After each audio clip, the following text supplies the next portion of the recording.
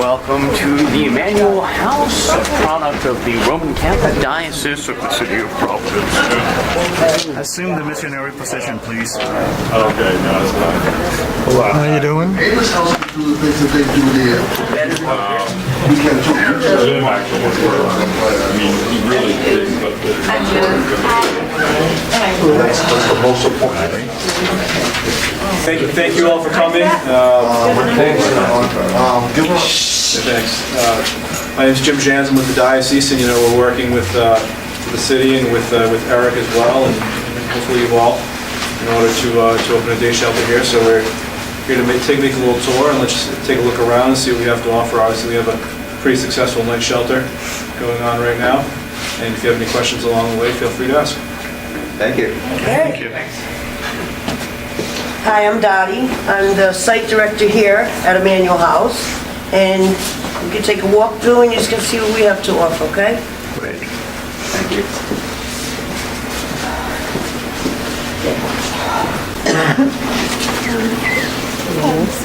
This room right here we currently use as the men's dorm at night, which we would be willing to turn into a community room with activities. There will always be something going on. We're gonna fill that shelves up with self-help books. We have entertainment. Currently, there's 35 to 40 per night that are in this room, and over on the other side on the women's dorm. So, based on our fire codes, everybody has to be downstairs at night.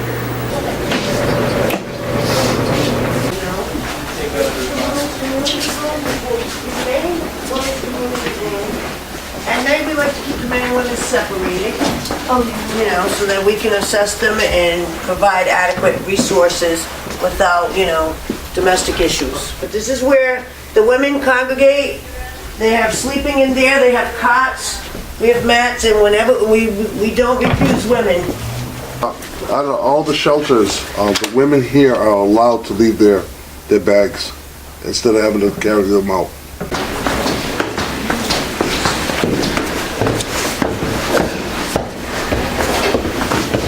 We do have fire alarms on the box, on the walls. There's a fire exit there. There's 6 exits to this building.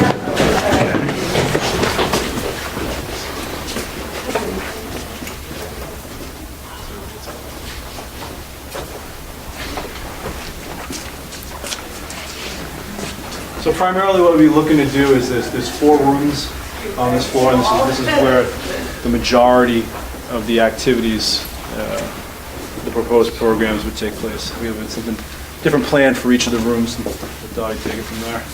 This room will have 3 computers set up that will have internet access, and they can do apartment hunting, job search, and educational stuff that will be monitored by staff.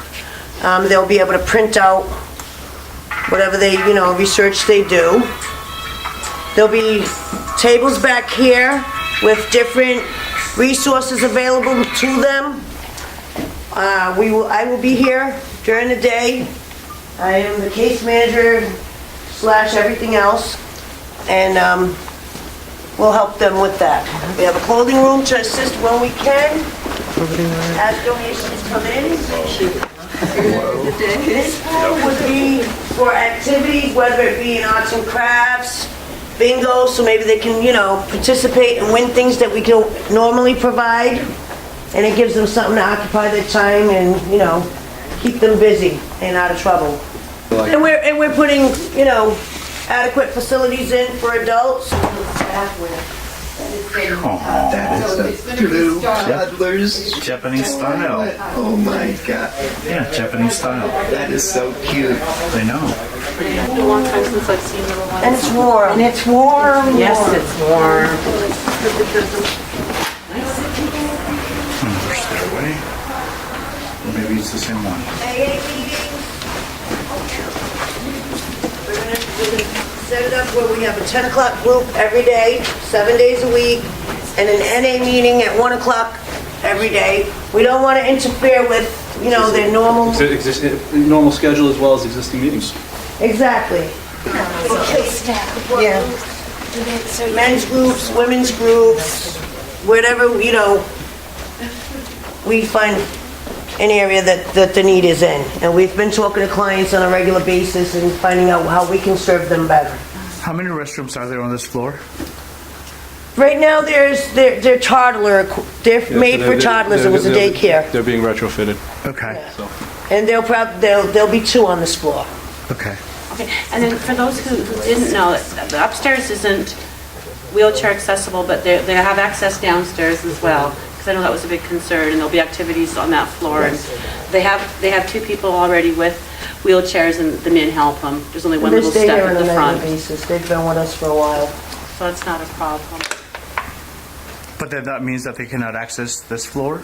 No, This floor, but there's no elevator. there's no elevator. Any questions? Any other questions? Yeah, capacity. Well, the capacity of the building is over a couple hundred, so I think we'd be able to meet pretty much whatever need there is. I think we'd anticipate somewhere around 100. We were Okay. thinking maybe 75. Yeah, so I mean, That's what we think. If you figure, if you could put 20, we have 14 people right here. I mean, that's, Yeah.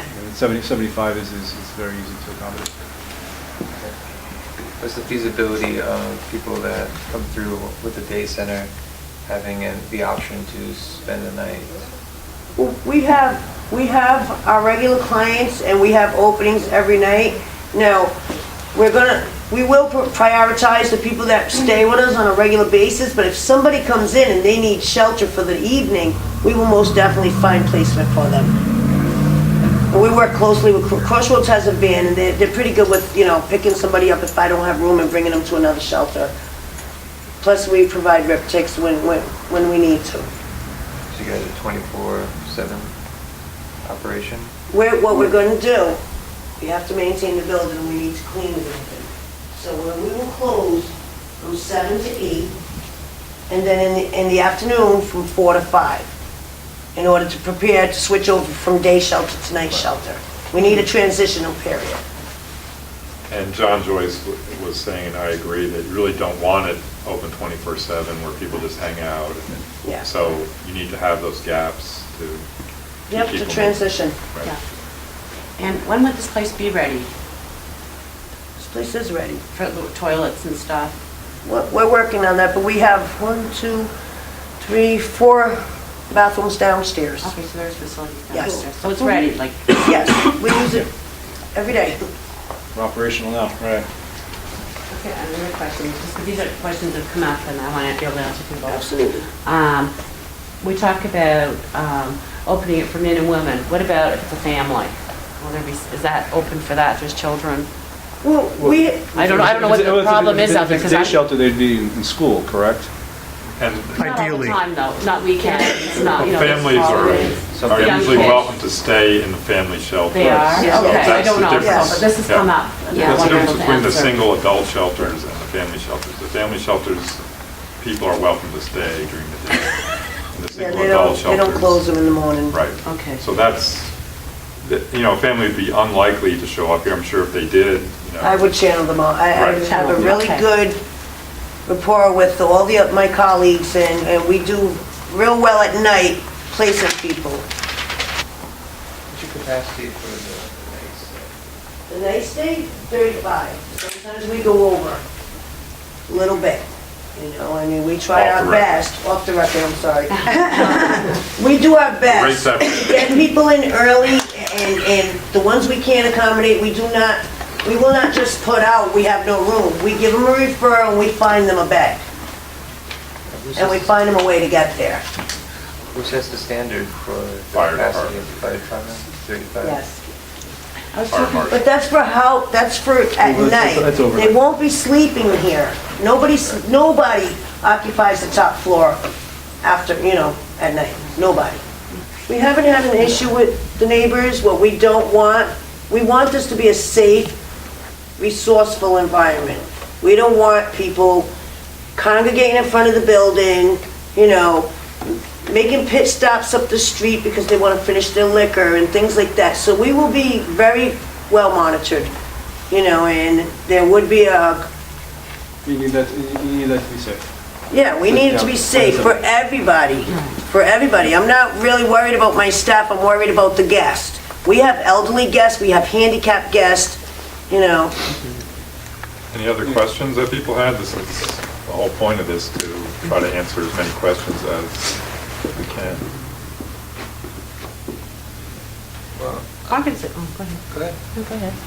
Well, I was kind of curious about one thing. A lot of concerns I feel we've had, I guess, would be about, in a sense, like the operation in general overall with the day center and like the rules, so to speak. The day center, how do you figure out who's allowed to come in, who's not allowed to come in, what goes on at all? We have zero tolerance for violent behavior, any kind of drug activity, like, you know, we're not going to allow people to come in and get high in the bathrooms, you know, disrespecting. Same thing we do at Same night. thing with our night shelter. And obviously, we're a pretty successful night shelter. Yes. So, you know, those rules will translate to the day. And I'll just say, there have been day centers that essentially had to close down, the Georgetown Health Center, for example, because there was drug dealing going on Exactly. in the rooms there. So I was on the board of the health center. So they turned it into a membership organization, and they'll typically get maybe 8 or 10 people there during the day now. And that was, I mean, it wasn't necessarily their fault, but if anyone thinks you can allow drug dealing or people who are really high or extremely intoxicated in a center like this, you're wrong. It won't last if you allow that to go on. This is an exit right here, which right now is blocked because we're getting rid of that stuff right there. But this goes out this way. There's a exit right there in the back of the building. It goes to the back downstairs where the men's shelter is. There's that opening there, and there's also stairways off the property from there. Okay. Okay, and it's the same thing on the opposite end of the building. Okay. Okay? Great. And that exits over to the far right over there, and there's a big open yard area over there.